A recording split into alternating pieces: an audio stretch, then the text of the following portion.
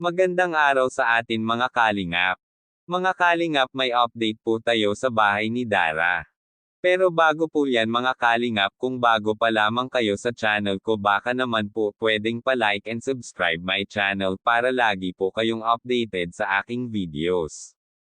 At huwag din po natin kalimutan mga kalingap na pakisuportahan ang ama ng kalingap na si Val Santos Matubang at Kalingap Rob Matubang, pati na rin ang viewers at reactioners. Maraming salamat po. Mga kalingap, unti-unti nang makumplito ang mga gamit ito ni Dara sa bahay. Bumili na rin ito sila Kuya Rab ng mga gamit pangkusina, tulad ng mga lagayan ng mga plato, dining table nila, plato, mga baso at kutsara at iba pang mga gamit nila sa kusina. Basta lahat ito ay kinumplito na ito ni Kuya Rab. Bumili na rin ito ng mga bambo, sala set at mga lagayan ng mga damit ng dalawang magkapatid na si Dara at Bea.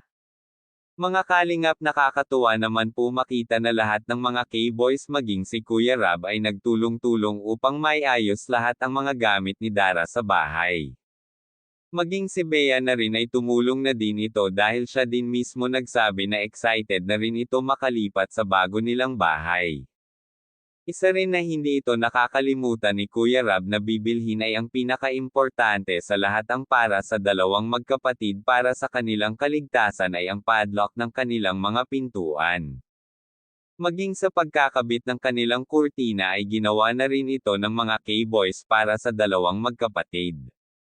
Kaya, nagpapasalamat ito si Dara sa lahat ng mga nag-sponsor sa kanilang dalawang magkapatid upang mabago ang kanilang buhay magkapatid, lalong-lalo na ito sa Team Kalingap at kay Kuya Rab.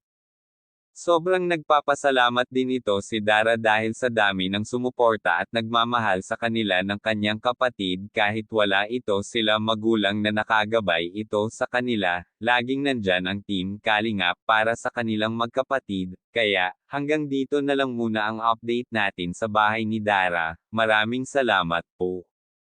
Thank you for watching and God bless us all.